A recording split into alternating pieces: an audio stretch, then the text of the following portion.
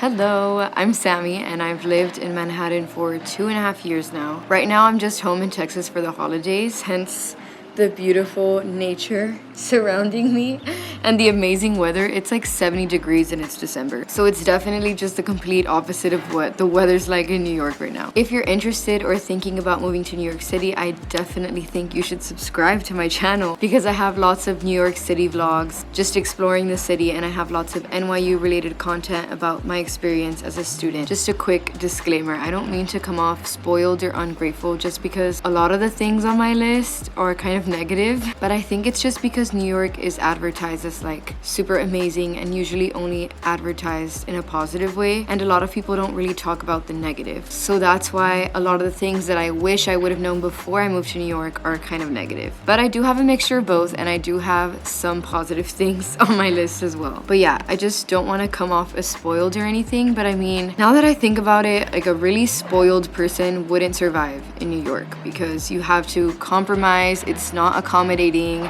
It's not a comfortable place to live. Like, you don't have so much space unless you're rich or something. So not spoiled. I'm just gonna tell you guys all the things that I wish I would have known before I moved to New York City.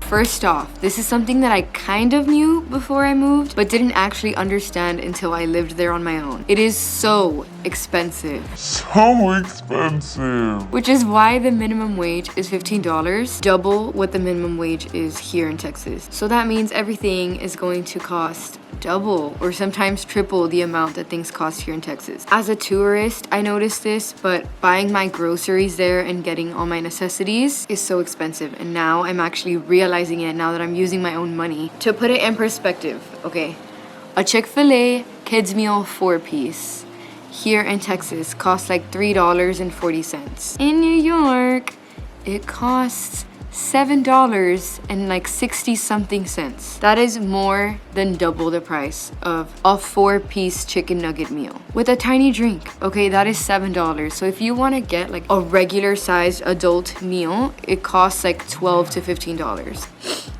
Except for 4 for $4s because that price doesn't change. Another thing is that I always have to wait to get a haircut for when I come home because I am not gonna pay $100 just to get my hair trimmed, which is why my hair's really long right now. I haven't cut it since before the semester, so I'm gonna go get my hair cut this week because I got here a week ago. The next thing that I didn't know is there is a physical exertion in just existing. Just existing makes you tired. That's not depression. That is walking like 10 blocks to go get your groceries and then coming back with 2 super heavy bags. Sorry, there's a tractor behind me. It's when you know you're in Texas. When you're holding your grocery bags for 10 blocks, your circulation stops. Before there was a Trader Joe's close to where I live, I used to sacrifice and go all the way to Trader Joe's 30 minutes away. So I used to walk over there 30 minutes, which is fine, that's normal, but then walk back 30 minutes with super heavy grocery bags because I grocery shop like once every 2 weeks. Also, most apartments and most buildings don't have elevators, so it's a bunch of stairs. Great for the booty game, but just so tiring. Also, when I'm in New York, I have zero trouble sleeping because I honestly think that I kind of have like some form of insomnia. But when I'm over there, I use all the energy in me just to exist. Like I said, just to go get groceries and to make food and to do my homework. By the time I hit the bed, it's good night for me. This can be a good thing and a bad thing at the same time because sometimes I'm too tired when I get home to do my homework or to do an essay. I have such little like physical motivation to do it. But it's also good because honestly, I feel like I live a very full out life and I sleep well. Next, be assertive with your voice and your space. That's more of a tip, but that's just something that I didn't know that I was gonna have to do. Like, I've heard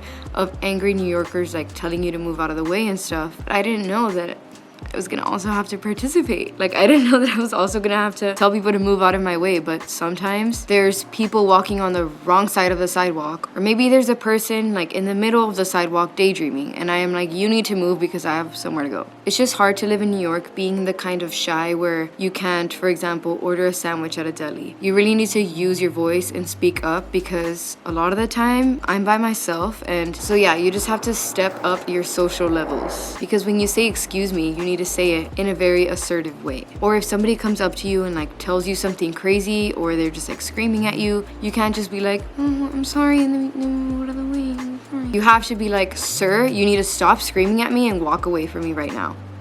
That wasn't scary at all, but you just have to like, you need to try to be assertive. You need to stand up for yourself because there's crazy people left and right. Next thing I wish I would have known more is that there's so much to take advantage of in the city. There's always so many events going on at all times, like free interactive artistic displays. For example, at Seaport and Financial District, there's usually a lot of artistic installations that you can interact with or take pictures with. In the fall, there was a huge arch of pumpkins with some orange lights and stuff. So a bunch of people were going and taking Instagram pictures. In Astor Place in the East Village, there's also a lot of interactive installations with like post-its or funny questions, and you get to like write an answer and you get to read other people's answers. It's pretty fun. For example, actually today I got a Snapchat memory from 3 years ago. It was the day before my audition at NYU, and I think we were by Washington Square Park, and these people had like a bunch of little circles of confetti that they were gonna release on New Year's. So everybody was writing their New Year resolution or something that they wanted to manifest, and I actually wrote down NYU Tish Jan's class of 2022.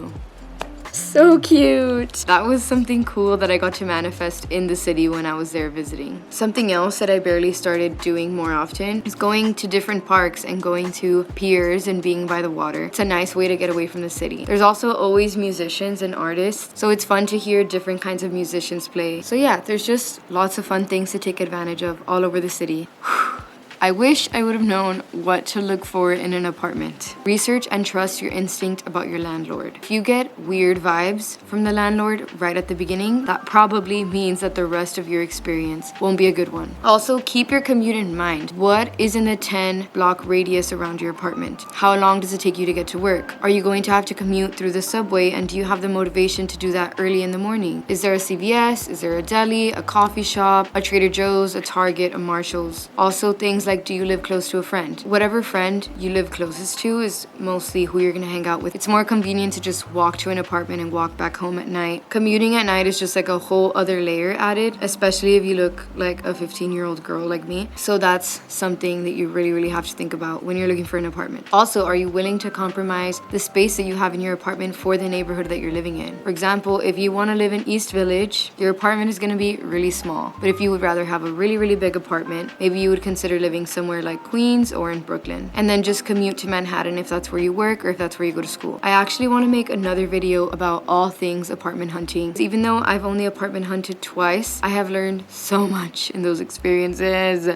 because they were so stressful. It was so much. I could cry. But anyway, I think it'd be good to spread information, useful information that you could use about apartment hunting. So you should let me know in the comments if you are interested in that kind of video. Also, you should like this video if this has been entertaining or if this has given you some good information. You can also dislike this video if you hate everything I'm saying, or if you think this is the worst video you've ever seen. The next thing that I wish I would have actually understood is that it really is the land of opportunity. Although the city can feel really big and overwhelming sometimes, you really have to take on this New Yorker assertive persona and just really take charge of the space around you, because there's so many opportunities. Create a network of people and possible future connections, whether that be through work or through school. I mean, it'll happen organically over time. Always make sure that you're getting people's contacts and staying in touch with people, even if that's through social media. And it always just organically happens where you meet people through your friends, and then a friend of a friend sends you an email about an opportunity, and then you end up reaching out. Things like that. Sometimes it takes a little bit of searching because things don't always just come so easily, but New York energy is so motivating and really inspiring. So that always keeps me going on my search for new opportunities. The next thing is there's very little privacy, whether it's in your apartment building or at a restaurant. For example, pre-COVID at restaurants, the tables are like this close together. Like you're practically eating with strangers. You don't know if they're paying attention to your conversation, so sometimes you have to like filter yourself. It's a little awkward sometimes. Simple things like if you're like me and sometimes you like to sing in the shower, you have to be okay that your neighbors can hear you. Just to give a quick example, the person that I used to share a vent with in my restroom, every time I was going to the restroom, you know, I'd be on my phone, you know, like taking a while. I would hear this man through the vent practicing his monologues. I want to think he was practicing monologues. Like, I don't know if he was just always in a very different mood, like in a different character, but I'm pretty sure he was just an actor practicing his monologues. And also, he would just throw up so much. So nasty. But every time I would hear him throw up, like I had to hurry up and finish going to the restroom because it was so nasty. So that's how much you can hear like other people in your apartments. Major lighting change. I had to go to a Zoom meeting / demo class for this school that I'm applying to, but more stuff about that later if I get in. So the next thing is a very, very important thing that I had no knowledge of. Avoiding rats and the catcalling men. First, let's talk about the rats. So a quick tip if you're looking for an apartment is to try to catch a tenant and ask about the mouse situation because you don't want to move into a mouse infested apartment. And have mouse traps at home just in case because it's bound to happen. So gross, but it's bound to happen. New York rats look like possums. Like they're huge and they're and their tails are so long. It's so gross. It's honestly alarming. So here's a pro tip that I just came up with this past semester. If you see a sidewalk full with trash bags, like you can see trash bags all along the sidewalk in front of you, do not walk on that sidewalk, especially if it's dark outside. But even during the day, avoid sidewalks with a bunch of trash bags. Let me tell you, there's rats in there. They're gonna pass by your feet. And if you have open-toe shoes, it's not fun. It's not fun. They will graze your toes. It's scarring. It's traumatizing. So I walk in the middle of the street, not on the sidewalk, when there's no cars. Because I'm usually worried about the rats at night anyway. And there's less cars at night. So I'll walk in the middle of the street and then right in front of my apartment, I just cross the sidewalk to walk inside. Oh my God. I just realized my laptop is like my main lighting source. Alrighty, onto the men. Maybe now that I think about it, maybe that's why skinny jeans and really, really short shorts are not really a trend in New York. I don't know if this is why, but when I got to New York, I had lots of really short shorts and short skirts because I guess that's just like how I would dress and it was normal. But then I slowly came to realize that there's lots of men that will say whatever they want to say. So I ended up donating a lot of the shorts that I had and I bought some longer shorts. But another thing that I want to say is that did not necessarily decrease the amount that I get catcalled. It's not about what you're wearing. It's about the men. That's not a fix, like that's not a long-term fix, but that's something that I tried to do when I was like a freshman in college, trying to just walk to class and not have to have headphones on because I like to be aware of my surroundings, but also just not have to hear the men or see men's looks or have men get close to me. So I tried wearing looser stuff and it doesn't necessarily work. So the only long-term fix that I would say for that is just to be prepared for it. It's all about the way you deal with it, and it's something that all women deal with, and it's super sad and unfortunate, but you can't let it ruin your day. So I guess now I'm kind of just prepared for that to happen every time I walk outside. And something that brings me comfort is I carry a pepper spray in my hand at all times, even during the day. Like in my hand. It's not just in my purse, it's in my hand. And it looks like a jewel, so it's kind of like in disguise. That's what I do so that I can continue walking and feel a little bit more calm. I just try my best to not let it bother me or ruin my day, because then every single day would be ruined. And I really don't want to give men that power. Moving on from the rats and the men, there's more to New York City than just Manhattan. Now that my boyfriend lives in Brooklyn, it's been a really good way for me to get out of Manhattan and to experience a more family-like and cultural setting. In the grocery stores in Brooklyn, I actually recognize the salsa brands, and the Mexican restaurants that I've been to are actually authentic. And I've even gotten to connect with the owners and like talk about our experiences from back home. So getting out of Manhattan can also just be a more wholesome experience. There's also a lot more thrift stores. I haven't gotten to explore too many yet, but I have biked and passed by a few thrift stores that look really interesting. And that's another thing. Also, being on a city bike around Brooklyn feels a lot more safe than riding a bike in Manhattan. Because since more families live in Brooklyn, I don't know, there's like less taxis, less tourists, and I don't feel like I'm gonna get run over every 5 seconds. There's also Queens and the Bronx. I haven't gotten to explore much. I've only gotten to go on a few occasions, like to get my headshots done and to go to specific art stores for materials. And Staten Island, I have learned to not include Staten Island as a part of New York City.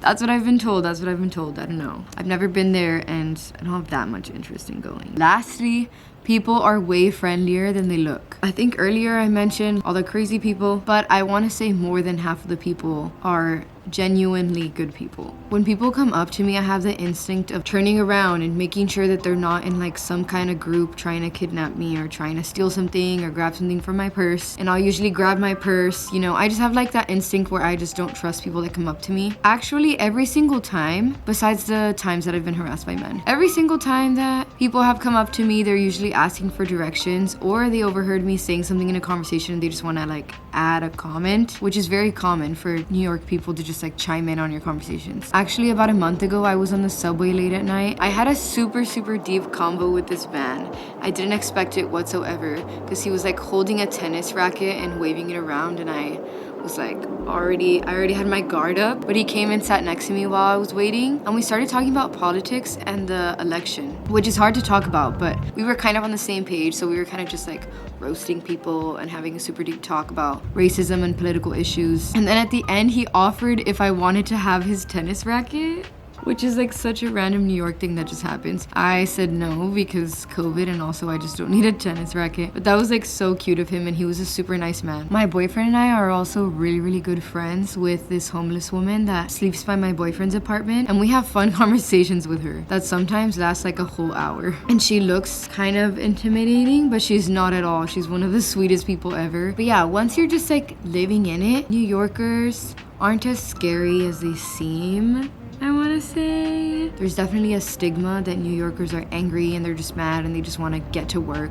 While that can all be very true, I feel like New Yorkers are nice. And there's like this energy between everyone. Everyone who lives there long term like can recognize each other, and while you're walking, even if you're not making eye contact with each other, there's just this like energy connection. I don't know what I'm saying. I also think I just called myself a New Yorker. But anyway, with all of this, it's giving me the confidence to just tell people that I love their outfit or to start conversations with people on the street. And also not be so frightened when people start conversations with me on the subway. Okay, even though that was like my last thing, I still have one more little bonus thing that I want to say. Living in the city is a lot to handle, and it's always okay to leave. This seems really unrealistic, like money-wise, to just be like, oh, just go and try it out, and if it's not for you, then just leave. Because it's a huge investment, and I understand that. But I think I'm talking more on like a mental level. A lot of people associate living in New York City with being successful, and that is not it. It's also similar like when people live in LA. It's kind of like a status thing. But leaving New York, if it's not for you, is okay. It's not a bad thing. Going back home, if that's in the suburbs, if that's just far away from New York, that's not something that's a fail. Doesn't mean that you're a failure. It just means that maybe all of these negative things that I just listed are not for you. There's crazy things to compromise, like the space you're living in. Maybe you don't want to live in a tiny apartment just to live in New York City. So like I said, it's just not for everyone, and it's always okay to leave. And I guess to answer the question, do I regret it? No, I don't regret living in New York. I honestly see myself living there all throughout my 20s if I can pay for it. And that's also why I'm applying to more schools since I'm graduating and I really want to stay in New York. And during this pandemic, I'm not sure how realistic it is to get a stable job right now with a stable income. But I personally will compromise all of these crazy things to live there for all the positive things. And I will do anything, even if it's staying in school for a few more years. I encourage you to subscribe to my channel and to check out all my other videos of me living my best life in New York City. I feel like I've said the words New York City like 15 million times. So yes, I hope you also enjoyed this amazing Texas sunset in my grandma's backyard. Okay, bye.